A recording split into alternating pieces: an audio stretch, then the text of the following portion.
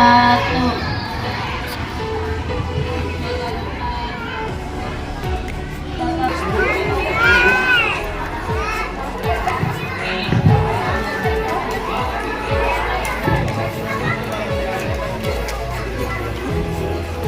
A'udzu billahi minasyaitonir rajim. Ini baca.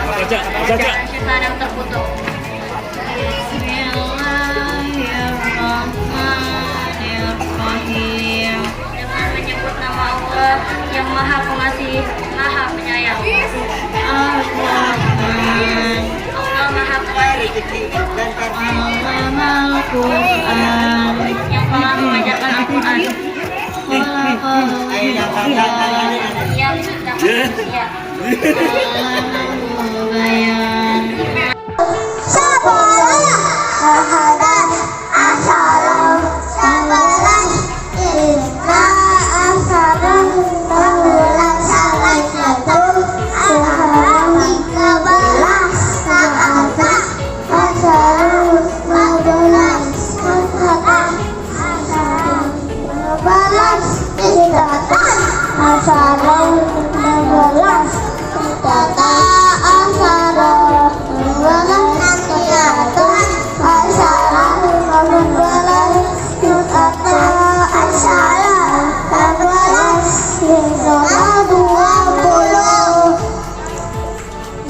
Assalamualaikum warahmatullahi. Amalahum la yu'minun wa idza quri'a alaihimul qur'anu la yasjudun balil ladina kafaru yukadzibun wallahu a'lamu bima yu'un fabassirhum bi'adzabin alim.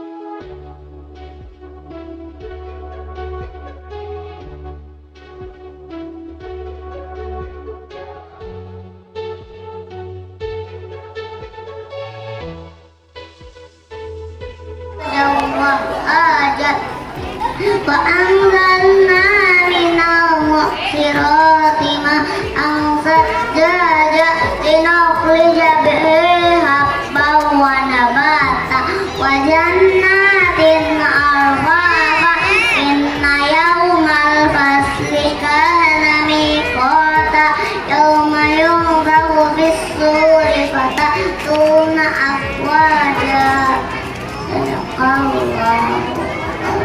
Ayat 1 sampai 20. Untuk keduanya kami persilahkan.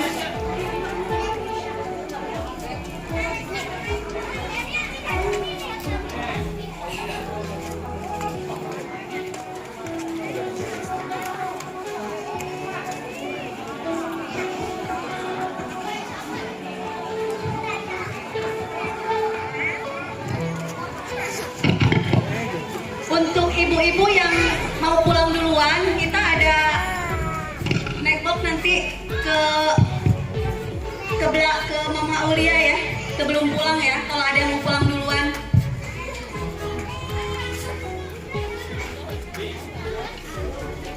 Assalamualaikum warahmatullahi wabarakatuh. Bapak-bapak dan ibu-ibu yang kami hormati dan teman-teman yang kami cintai, perkenalkan nama saya Naila Putri Kuslandi dan nama saya Aulia Devina. Berdirinya kami di sini akan membacakan surah An-Naba ayat 1 sampai 20. A'udzu billahi minasyaitonir rajim. Bismillahirrahmanirrahim. Amma yatasaalun 'anil naba'il 'azim alladzi hum fihi mukhtalifun. Kalla saya'lamun.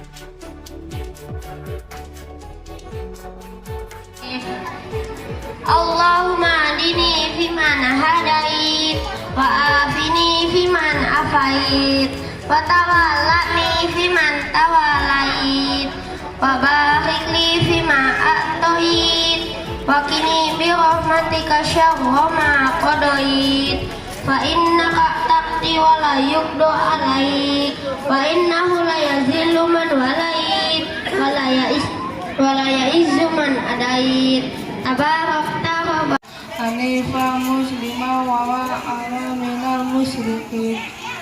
Inna salati wa nusuki wa mahyaya wa mamati.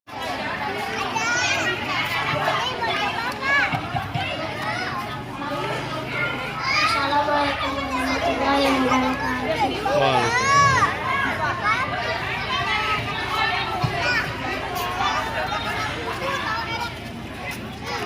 Berdirinya saya di sini akan membacakan hadis Nabi. A'udzubillahi minasyaitonir rajim. Bismillahirrahmanirrahim. Al-jannatu tahta aqdamil ummahat. Artinya surga itu di bawah tapak kaki ibu. Sekali lagi ya, Bu. Ya, nggak apa-apa. Bismillahirrahmanirrahim. Al-jannatu tahta aqdamil ummahat. Artinya surga itu di bawah tapak kaki ibu.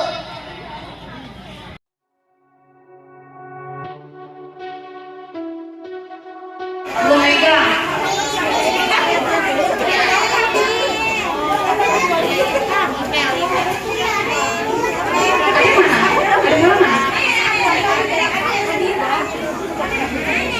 Ada yang belum megang, coba yang belum megang snack box siapa?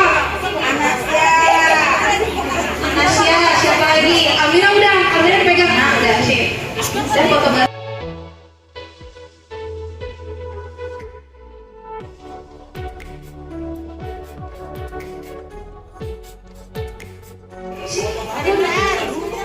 Panggil anak-anak. Mana udah nih?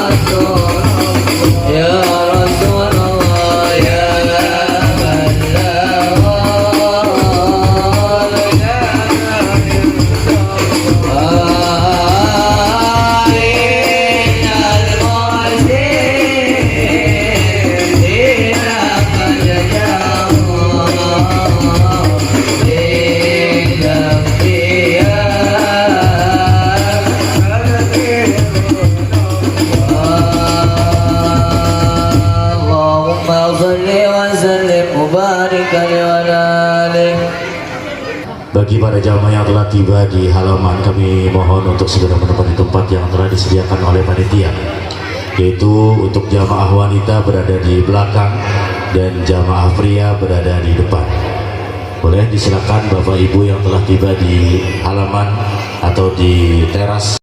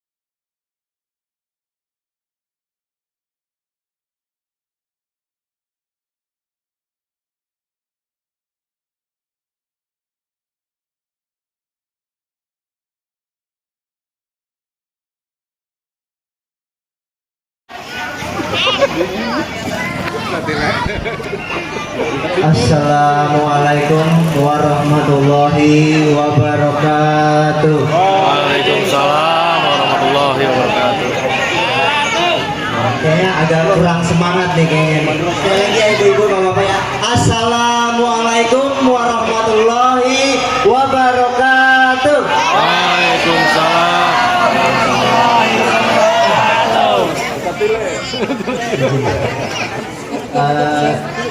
Alhamdulillah, puji syukur kita kehadirat Allah Subhanahu wa Ta'ala, yang mana kita hari ini masih diberikan nikmat sehat, nikmat iman, beserta rezeki yang berkah. Sekali lagi saya berterima kasih kepada Pak RT, Pak Ustadz, Bapak Ketua DKM, tim Hadro, terima kasih ya Kak. Ibu-ibu jamaah warga Paradis atau tetangga di depan ya Ibu, terima kasih atas antusiasnya. Untuk ibu-ibu pengurus TPA atau ibu-ibu Paradis, terima kasih banget yang udah menyelenggarakan acara ini. Sampai detik ini kita disupport banget nih sama ibu-ibu dari konsumsi dan lain-lainnya. Untuk bapak-bapak, terima kasih banget atas supportnya juga. Alhamdulillah acaranya berjalan dengan lancar. Semoga juga tidak hujan. Mungkin dari saya cukup sekian dan terima kasih. Wabillahi taufiq wal hidayah. Assalamualaikum warahmatullahi wabarakatuh. Woi, ngobrol apa tuh? Kayaknya masih buka aja udah ditutup.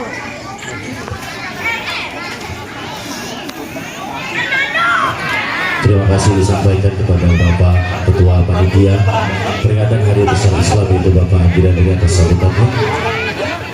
Menginjak ke sambutan berikutnya, yaitu akan dibawakan sambutan ini oleh Bapak Ketua RT di Perumahan Paradise Park Sarakan, Selatan Tangerang.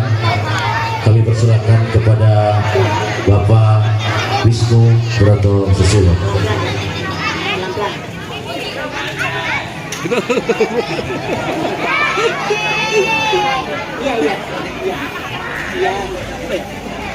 Luar biasa dah emang ketua. Bismillahirrahmanirrahim. Assalamualaikum warahmatullahi wabarakatuh. Waalaikumsalam warahmatullahi wabarakatuh. Di mana masjid? Yang saya hormati Al-Muharram Al-Ustad Mohai Atali, Bapak Ketua DKM dan Al-Ikhlas Bapak Haji Arifin beserta jajarannya, Bapak Ibu hadirin, adik-adik semua yang sangat saya cintai. Sebelumnya marilah kita panjatkan puji syukur kepada Allah Subhanahu wa Ta'ala. Alhamdulillah. Alhamdulillah, pada kesempatan malam hari ini kita diberikan kesempatan oleh Allah Subhanahu wa Ta'ala bisa menyelenggarakan peringatan Maulid Nabi Rasulullah Sallallahu Alaihi Wasallam tahun 1444 Hijriah. Harapan dan doa mudah-mudahan dalam peringatan ini kita dapat mengambil hikmah, mengambil esensi, mengambil suri teladan dari Rasulullah Sallallahu Alaihi Wasallam. Namun sebelum itu saya akan coba tes siapa suara yang paling kenceng. Wes. Hadiah bonus. Saya nggak bawa hadiah. Sepeda. Allahumma sholli ala Sayyidina Muhammad. Alhamdulillah rabbil alamin. Baik, Bapak Ibu semua, jujur saya sangat bahagia sekali, sangat senang sekali. Alhamdulillah ini kali pertama saya berada dalam forum ini, forum Maulid. Alhamdulillah kita dalam 3 tahun terakhir kita dapat ujian dari Allah Subhanahu wa Ta'ala menjalankan, yaitu harus semuanya di rumah harus semuanya tawakal, harus semuanya mensyukuri atas apa nikmat cobaan besar khususnya bangsa Indonesia dan juga kita semua. Wasallam, para keluarga, para sahabat, para pengikut serta umatnya yang insya Allah nanti di yaumul qiyamah kita mendapatkan syafaat, amin ya rabbal alamin. Kami ucapkan selamat datang pada Mukarram. Terima kasih disampaikan kepada Bapak RT Wisnu Broto Susilo atas sambutannya. Para ibu-ibu, para bapak-bapak, hadirin jamaah sekalian, yang nampaknya sudah tidak sabar untuk mendengarkan bersama pengajian kita malam hari ini. Pengajian yang akan disampaikan oleh Ustaz Muhyi Atali, tapi Pak Ustadz baru tiba banget ya, jadi mau rada makan-makan gegetas dulu, mau minum-minum sirup dulu di dalam. Jadi sambil menunggu, mudah-mudahan ini kita tetap sabar, kita tetap dapat syafaat dari Nabi Muhammad SAW, amin. Berkat maulid malam hari ini mudah-mudahan dosa kita diampunin, amin. Mudah-mudahan Rizky Kejora sama Rizky Biliar akur, amin. Walaupun pendukungnya kecewa, ya ternyata pendukungnya kecewa, ya mudah-mudahan nanti semua yang ada pada malam hari ini hadir mendapatkan syafaat dari Nabi besar Muhammad SAW. Sambil menunggu Bapak Ibu hadirin jamaah sekalian, kita dengarkan lantunan sholawat dari tim Hadrah Nun ala Nun.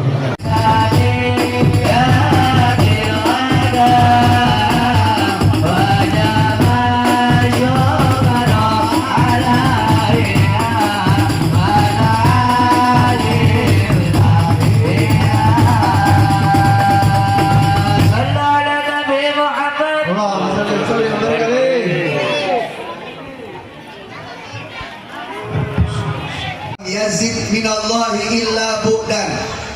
Siapa yang nambah ilmu, nambah sains, nambah knowledge, nambah pengetahuan, bahkan nambah ilmu agama, tetapi tidak bertambah kesolehannya, nggak bertambah mencari hidayahnya, duduknya dengan tidak ulama, duduknya bukan nyampur dengan orang soleh, pinternya hanya untuk urusan dunia, tidak hebat mencari. Punya anak jangan cuma pengen pinter doang. Punya anak jangan cuma cerdas dan juara doang.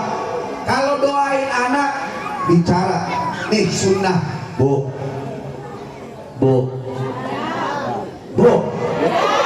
masih hidup.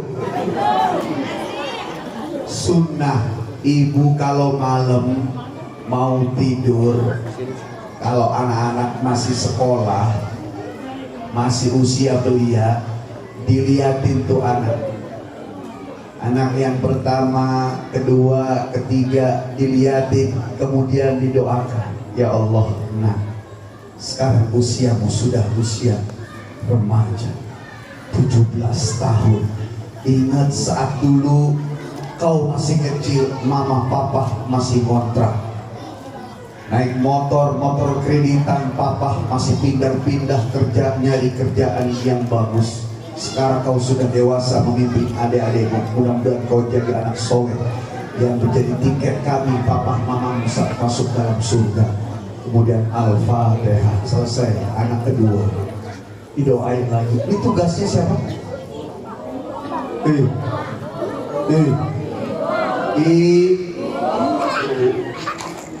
Karena doa ibu itu lebih mustajab daripada bapak-bapak.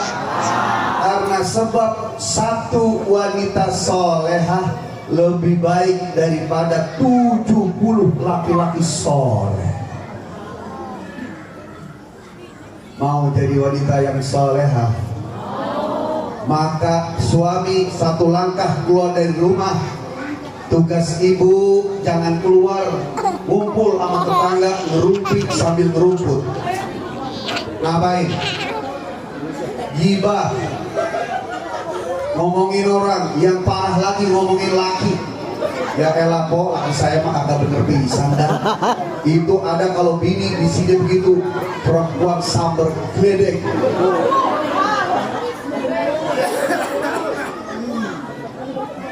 Satu langkah suami keluar dari rumah sudah bukan milik ibu. Milik siapa? Allah. Pikirannya udah ngaco aja. Ambil air wudhu, salat duha 2 rakaat, angkat kedua tangan. Ya Allah, suamiku sudah keluar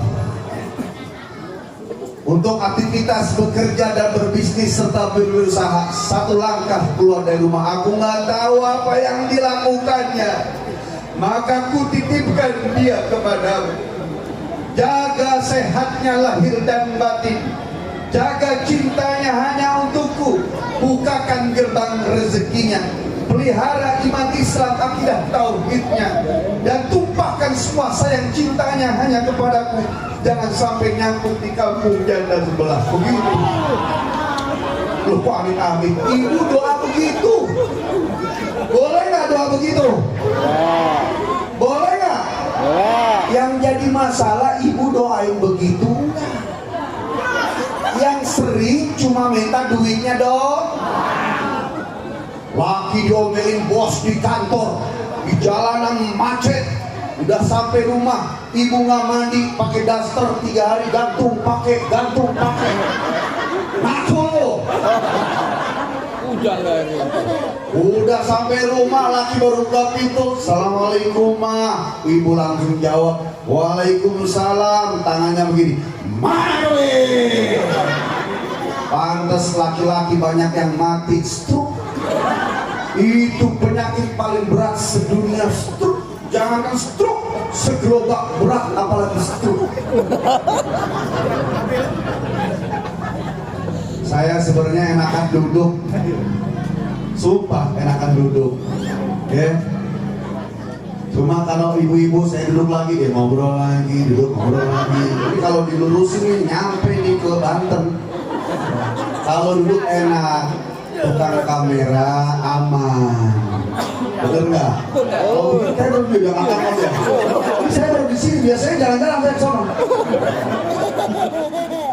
Dia mau video, oke. Terus lo, iya, tugas ibu doain.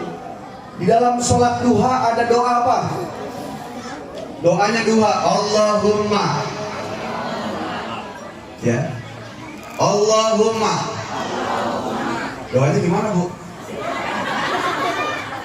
In kana rizki fis samai fa'anzilhu, wa in kana fil ardi fa'akhrijhu, wa in kana ba'idan faqarribhu, wa in kana qalilan fakathirhu, wa in kana haraman fatahhirhu, bihaqqi duhaika wa bahaika wa jamalika wa quwwatika wa ismatika atini ma ataita ibadaka sholihin. Kalau ibu terjemahin, ngikutin kayak orang Betawi kalau doa. Orang Betawi kalau doa santai aja.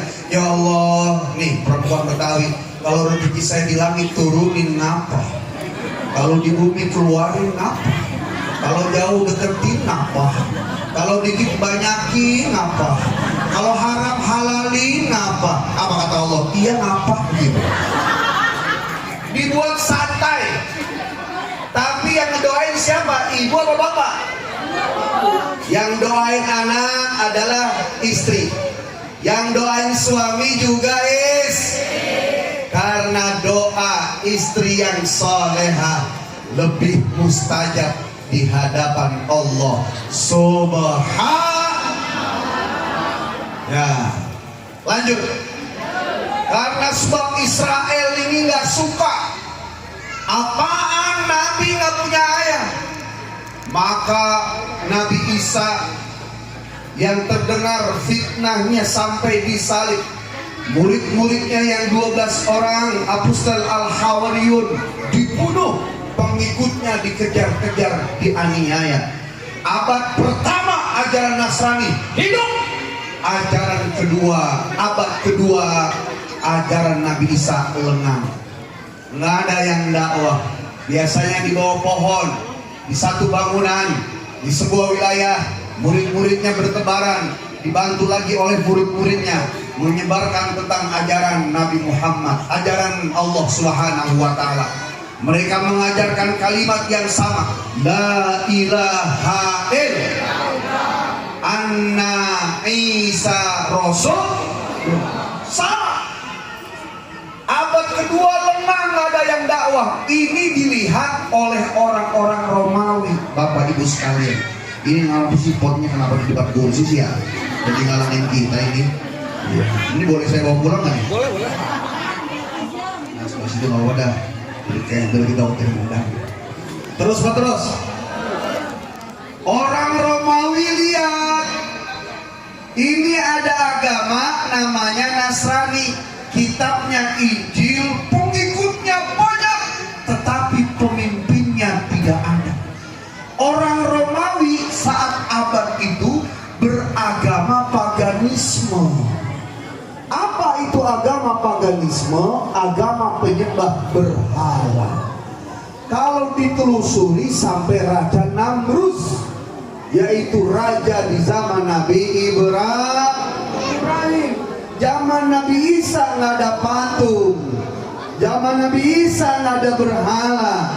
Berhala hanya ada di zaman Raja Namrud.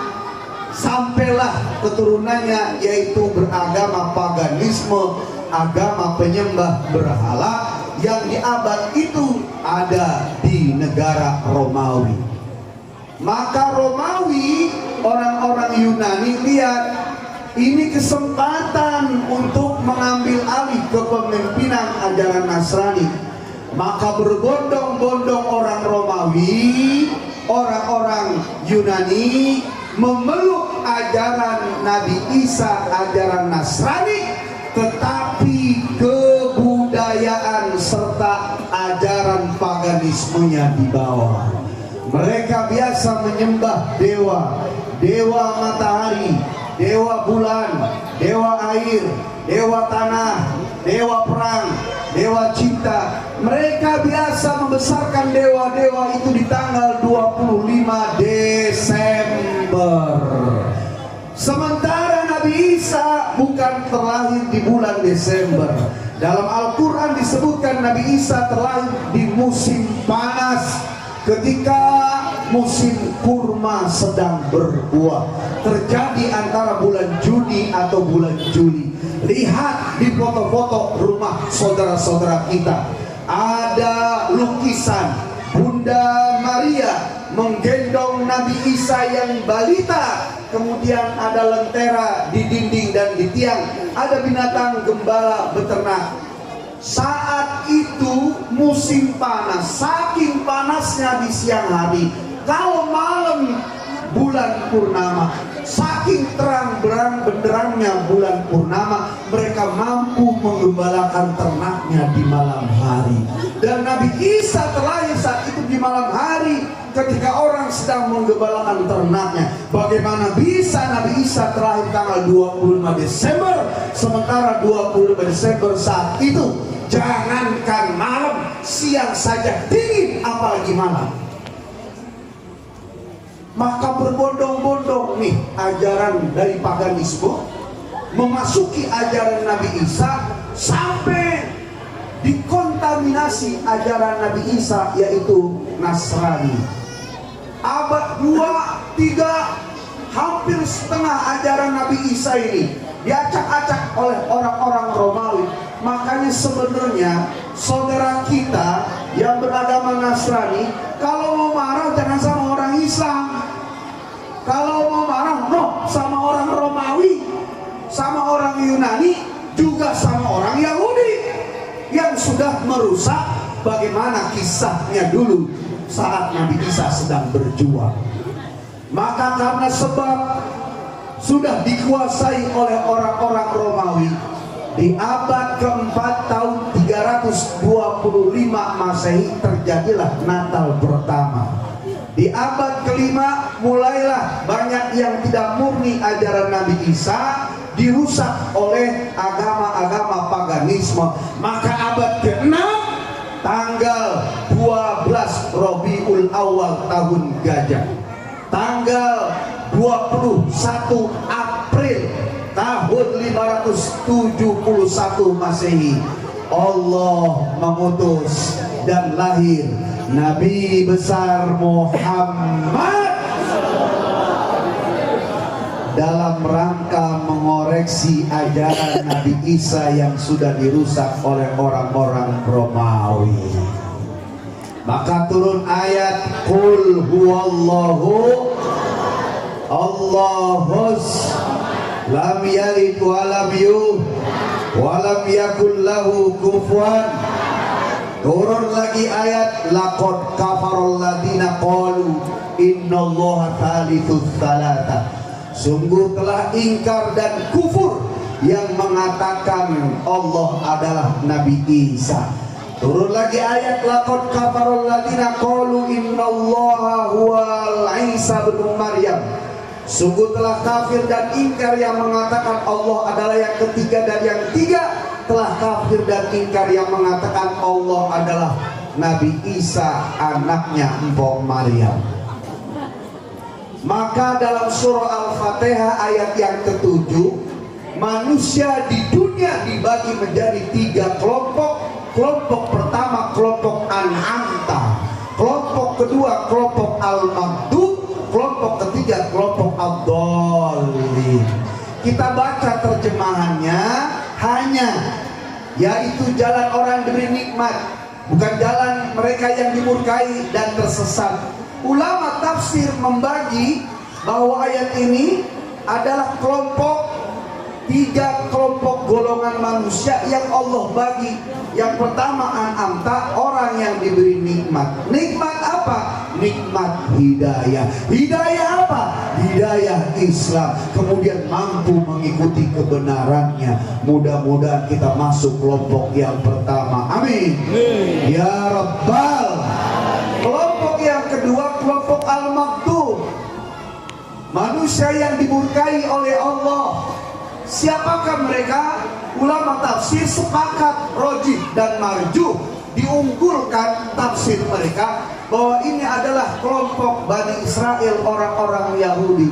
Mereka adalah sebuah bangsa yang selalu menolak kebenaran. Apakah mereka tidak tahu Nabi Muhammad itu Nabi? Tahu, tapi karena sebab terlahir dari Bani Quraisy, bukan dari Bani Israel, mereka tolak kenabiannya. Apakah mereka tidak tahu Nabi Isa itu Nabi? Tahu, tapi karena sebab terlahir gak punya bapak, mereka tolak kenabian Nabi Isa alaihi salam. Sampai detik ini Bani Yahudi Israel masih diberikan kesempatan hidup oleh Allah. Saya nanya sama guru saya, Kiai, kaum Samud, kaum Ad, kaum Lut, kaum Nuh habis dibantai. Allah mengutus satu nabi untuk satu kaum, satu nabi untuk satu kaum, satu kaum untuk satu nabi. Sementara Allah sudah menurunkan sebanyak 124.000 nabi, 313 rasul. Berarti sudah sebanyak 124.000 kaum Allah hidupkan di muka bumi. Semuanya dihabisi Nuh dengan tsunami-nya kepada umatnya. Kaum Ad, kaum Samud, kaum Lut habis dibanting, dikeruk satu tanah, diangkat sampai ke atas, dibalik kemudian dibantingkan, jadilah laut mati, the Dead Sea. Saya tanya sama guru, kenapa kaum Yahudi masih hidup dikasih kesempatan oleh Allah? Kenapa Allah nggak bantai saja? Jumlahnya nggak banyak Pak, cuma 7 juta. Kenapa nggak dihabisi saja sama Allah, wahai Bapak Kiai? Maka Kiai guru kita menjawab, kalau Yahudi dihabisi sekarang, kamu masuk surga pakai apa? Karena ternyata Allah ingin melihat sehebat apa kita membela agama Allah. Tujuannya supaya kita menampakkan pembelaan bahwa agama inilah yang seyogyanya sangat dan pantas satu-satunya diridhoi oleh Allah Subhanahu wa ta'ala. Kita kalau mau ngabisin Israel itu nggak usah perang. Orang Islam sedunia itu 2,1 miliar. Bapak ibu nabung, beli tiket 2,1 miliar, berangkat bareng-bareng ke Israel, kencing berjamaah, hanyut Israel. Benar-benar. Lah cuma 7 juta. Orang Jakarta itu 15 juta. Orang sedunia Islam 2,1 miliar. Kenapa mereka tidak terkalahkan? Pinter, Google buatan Yahudi, Intel Pentium, Microsoft, Danone. Orang Amerika kalau membuat perusahaan cukup satu orang Yahudi diambil jadi dirut, maju perusahaan itu. Tapi yang jadi masalah dan tantangan kita adalah tidak cukup orang itu pinter doang, betul? Sebab orang kalau pinter nggak bener maka bahaya. Kira-kira yang korupsi orang bodoh apa orang pinter? Yang nyolong tuh memindahkan saldo korupsi, kira-kira orang bodoh apa orang pintar? Orang pinter kalau jahat bahaya, orang bodoh kalau jahat paling nyolong sendal di masjid. Benar-benar. Kalau dia bodohnya lagi nyolong beduk, gimana lu umpetinya? Oh, orang bodoh. Orang pinter, tek belakang laptop, di dalam kantornya, depan meja keret, pindah rekening orang ke rekening dia. Maka nggak cukup hidup pinter doang, harus baik. Kenapa harus baik? Diterima oleh manusia. Tapi nggak cukup pinter dan baik doang, harus benar. Biar apa? Supaya diterima oleh Allah. Sehingga nggak ada ucapan orang itu biar kagak sembahyang baik, Ustaz, suka sedekah, berbagi, ya suka bantuin teman-teman yang susah. Saya jawab, dia baik kepada manusia, tapi dia berani kepada Allah. Apaan tuh orang Islam pakai kerudung, sholat tunggang tungging rapi, kelakuan kayak setan? Saya jawab lagi, kelakuan kayak setan, tapi dia masih sholat, masih pakai kerudung, masih ada takutnya kepada Allah. Tahu, bukannya mikir loh, Bu. Benar. Dan maka cerdas, baik, benar. Cerdas supaya sukses urusan dunianya. Sekolahin anak-anak yang pinter cerdas. Tapi jangan lupa, pinter doang kalau nggak soleh bahaya. Ibu, Bu, ibu nyari mantu, jangan cuma mantu kaya, pinter, tapi nggak soleh. Sebab kalau rezeki setelah menikah itu orang udah ada takaran dan aturannya. Dulu ibu bapak waktu masih sendiri belum nikah nggak punya apa-apa, bujangan, nggak ada yang kaya bapaknya. Kadang ibu-ibu di Jerman, bukan di Sepatan, punya anak gadis umur 20, datang cowok laki-laki datang bawa Mercy, emaknya yang kegatelan. Emaknya ngeliat dari holding, besok datang bawa Alphard, teriak lagi emaknya, besok lagi datang bawa Lambo, maksa bocah baru kenalan 2 hari, bapaknya di layar, bang udah bang, terima, paksa bocahnya dia terima. Tak dulu, anak kita baru kenal 2 hari, tanya dulu anak mana, udah gampang. Kenapa? Karena sebab yang begini di kampung kita kagak ada. Akhirnya bapaknya dirayu dipaksa-paksa, anaknya dirayu dipaksa-paksa, menikahlah tuh anak. Udah menikah seminggu dibawa pergi sama lakinya, baru seminggu pergi, seminggu udah pulang nangis, mama, ya Allah kenapa neng? Rental motor lu. Naudzubillah nih. Orang datang bawa mobil banyak mawar udah gak zaman. Yang ditanya apa bu? Ibu punya perempuan, datang anak laki, yang maju bapaknya pak, bapak-bapak. Neng, udah kenalan sama cowok ya? Siapa namanya? Namanya Ujang pak. Oh, besok panggil si bapak bukan. Oh, ada Ujang? Bukan Ujang sini bukan. Panggil. Suruh main jam 11, ngelewatin waktu sholat sembahyang apa kagak. Asal jam 12 ternyata pak izin ke masjid mau sholat. Lihatin sekali 2 kali, udah kelihatan nih bocah sholat berarti nih.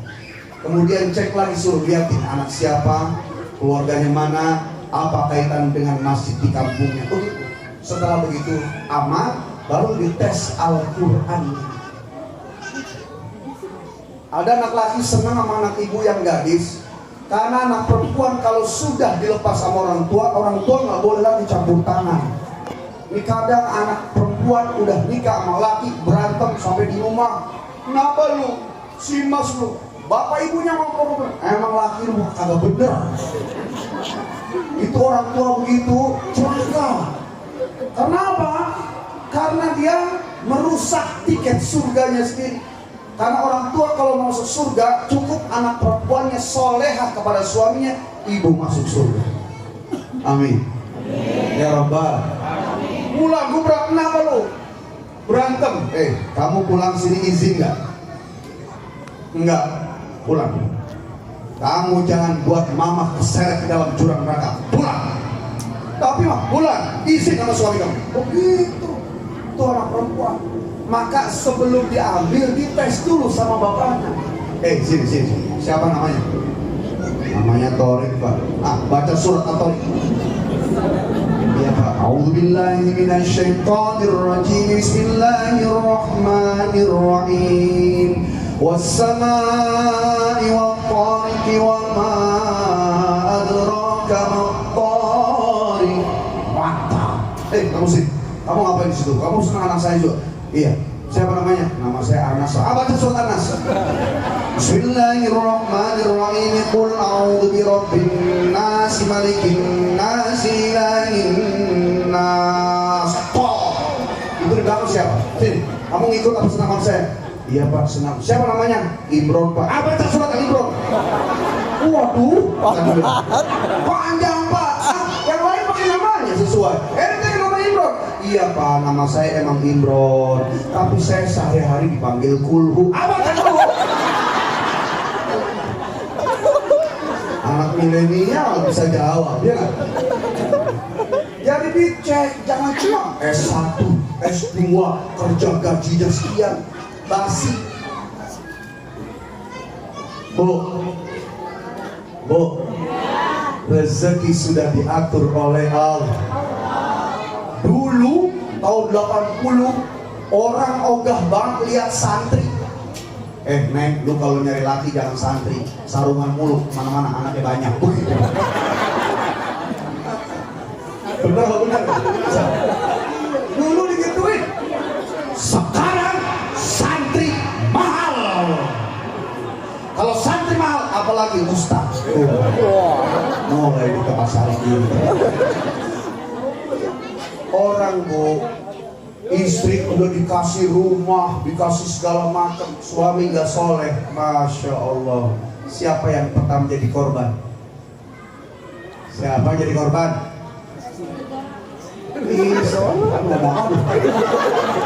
Apa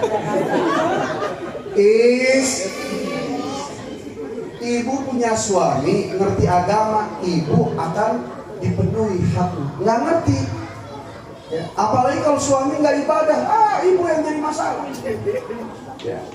Makanya cari yang ngerti agama. Kalau ibu punya anak laki, udah mulai demen sama perempuan, ibu yang maju. Udah punya si Neng, anak mana, tinggal di mana? Coba kenalin sama mama. Mama mau ajak masak bersama-sama. Begitu. Supaya nanti kalau menikah dengan anak kita yang laki, maka anak kita tidak dilarang oleh istrinya untuk bertemu ayah ibu kandungnya. Sebab anak laki-laki milik bapak ibunya seumur hidupnya. Anak laki-laki milik bapak ibu selamanya. Saya ada temen Bu, udah nikah sama seorang perempuan 30 tahun, istrinya melarangnya ketemu ibu kandungnya. Ibu kandungnya meninggal baru bisa datang. Dan dia menangis sejadi-jadinya. Kenapa ente baru datang? Saya menyesal. 30 tahun saya tidak boleh ketemu orang tua. Istri saya yang meminta. Ini namanya suami solehah. Jangan-jangan di sini ada yang solehah kan? nggak boleh. 15 yang mempercepat tanda kiamat. Istri berani sama laki, laki takut sama perempuan. Ada di sini gitu dah? Hah? Banyak. Wah, banyak kasus di sini. Lihatlah Bu wajah-wajah yang terzolimi. Jangan Bu, ibu jangan bangga lakap berani sama laki. Ngomong sama tetangga, laki gua macam-macam, gua hajar. Jangan bangga. Ya, justru harus takut kepada Allah. Suami harus sayang kepada suami itu imam, suami itu jembatan, istri adalah perhiasan. Wajar kalau suami masih noleh-noleh, yang penting dia punya iman. Makanya dikasih tahu, lihat sekali, astagfirullahaladzim. Ini kadang enggak, karena fitrahnya laki-laki memang mencintai wanita. Makanya di surga, laki-laki yang masuk surga dikasih bidadari, perempuan nggak dikasih bidadara. Kenapa perempuan nggak dikasih bidadara? Karena manusia dikasih pahala sesuai dengan kecintaannya di dunia. Laki-laki di dunia cinta wanita dikasih bidadari. Perempuan demennya sama harta, nanti ibu di surga. Amin. Amin. Agak ada yang amin pingsan ini. Ya, tidur di atas kasur intan mutiara yang berdarah. Wah, kerjaannya begitu. Ya, Bu, laki-laki imam jembatan, Tuhannya wanita. Kalau suaminya soleh, ibu makin hebat ke Allah. Suaminya ternyata belum soleh, tujuan ibu tetap Allah. Jangan ikutin laki yang belum soleh. Bu, kenapa sih Bu? Itu apa laki? Biarin Ustaz, laki begitu. 10, 11 dia selingkuh, gua balas. Jangan. Laki-laki belok cepat baliknya, perempuan belok lama. Sebab perempuan kalau udah cinta mati, kalau udah gedek sampai ke sendal-sendalnya. Kira-kira benar apa benar? Kira-kira betul apa tidak? Iya, perempuan di tempat saya, bukan di sini. Kalau di sini lebih parah. Ngaji datang saat melihat sendal si Jenab tuh. Kalau laki-laki enggak. Laki-laki itu kalau benci ngomong, suka ngomong. Ada anak perempuan lewat, Neng, ya Allah cantik kamu Neng, I love you, you love me, I kentut, you lari. Kalau nggak ada yang suka, apa lu lihat? Lu apa lu lihat? Sampai tampol selesai. Kalau perempuan, apa? Liatin, berobat, jauh. Begitu doang. Itu di Jerman. Sebelah selatan. Nah, karena sebab laki-laki begitu, istri solehah lebih utama daripada laki-laki soleh. Suaminya bajingan, suaminya penjahat, suaminya belum soleh, istrinya solehah, lama-lama suami akan soleh karena sebab doa istri yang solehah. Suaminya kiai, suaminya ajengan, suaminya ustaz, suaminya habaib, istrinya nggak solehah, celaka itu kiai. Makanya saya kalau nyari istri belum solehah, saya cari lagi sampai dapat. Kalau mana ibu kayaknya udah 4 mau lagi kawin lagi. Saya pernah apa nih? Saya duduk deh, kasihan. Saya berdiri setia banget ya, saya diri ke diri. Habis gue nggak dikasih kipas, istri gerah benar. Terus saya beli ketoprak. Pas lagi buat dia bilang 3 bungkus ya Bu. Iya. Lagi berdiri di sebelah tukang ketoprak ibu-ibu. Ada kawan Habib telepon.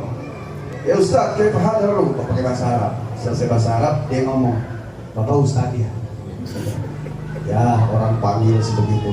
Oh, enak ya Ustaz berilmu, punya derajat, dimuliakan. Alhamdulillah Bu, yang penting jangan kayak Akin ya Pak. Marah saya. Saya gebrak itu ketoprak. Apa urusannya ibu sama hakim? Ibu ngulek aja ngulek. Andai saya kenal nggak ada urusan sama hakim, kenapa dia? Ya. Orang alim itu salahnya aja pakai dalil, berdosa aja tahu dalilnya. Dia beribadah pakai ilmu, dia dosa juga pakai ilmu. Kita ini orang awam, yang ibadah aja nggak tahu ilmunya, apalagi nggak ibadah, apalagi dosa. Oh iya maaf Pak, tuh kan saya jadi marah, padahal urusan ketoprak doang. Ya lanjutin Bu, belum yang gua lanjutin gue. Maksudnya begini Bu, jangan hanya keras begitu orang. Tidak boleh mencintai yang sudah dibenci oleh Allah. Tidak boleh membenci sesuatu yang cara bencinya sudah diajarkan oleh Al-Quran. Ya, saya bukan berarti mau jauhkan yang seperti ini, enggak. Ibu fokus kepada orang yang di rumah, suami, anak. Bapak fokus sama di rumah, istri, anak, selesai. Anak titipan, suami imam, ikuti Allah. Suami belok, tetap Allah. Ya. Istri ini Pak perhiasan. Istri kita itu perhiasan. Karena dia perhiasan, maka dia fitrahnya mencintai perhiasan. Jadi laki jangan jangan kor, jangan mat, jangan bah, jangan kik, jangan buntut, pastilah jangan pantat kuningan. Sebulan 2 bulan sekali mampir ke emas, beliin 5 gram. Bulan depan 5 gram. Seneng nggak? Suka nggak? Begitu, jangan dikasih yang berat-berat, perempuan itu begitu Pak. Enak nggak suara saya? Suami pulang telat jam 8 ibu udah wangi, malam Jumat semprot sana semprot sini, diminum tuh minyak wangi, biru wangi. Ternyata laki pulang jam 1, ibu kesel udah wangi-wangi, laki pulangnya telat. Ibu gak usah sedih, ngempet di pintu, nyanyi lagi. Kalau kurang gerak goyanganku ini, tolong kasih tahu biar mama tambah lagi. Sernya ini yang mahal. Akhlak yang ketiga, akhlakun azimah, yang disebutkan dalam Al-Quran, wa innaka la'ala khuluqin azim. Allah yang memuji Nabi, sungguh engkau ya Rasulullah Muhammad, akhlakmu berada pada akhlak yang agung dan luhur. Itu dalam rangka mengoreksi ajaran Nabi Isa yang sudah dirusak oleh orang-orang Romawi. Boleh Ustadz Mohai cerita? Bu, orang sini demen banget kali banyak anaknya ya. Pengajian bocah lari sono lari sini. Alhamdulillah. Bapak-bapak, maaf kalau jarang saya panggil ya Pak. Saya kalau ceramah saya panggil ibu-ibu. Pertama, saya nggak doyan laki. Yang kedua, ibu-ibu kalau ceramah harus diajak ngobrol. Sebab kalau nggak diajak ngobrol sendirian di situ. Terus apa terus? Nabi Isa lahir 6 sebelum Masehi. Kurang lebih sampai 32 atau 34 Masehi. Ada yang bilang Nabi Isa umurnya 34, 36, 38.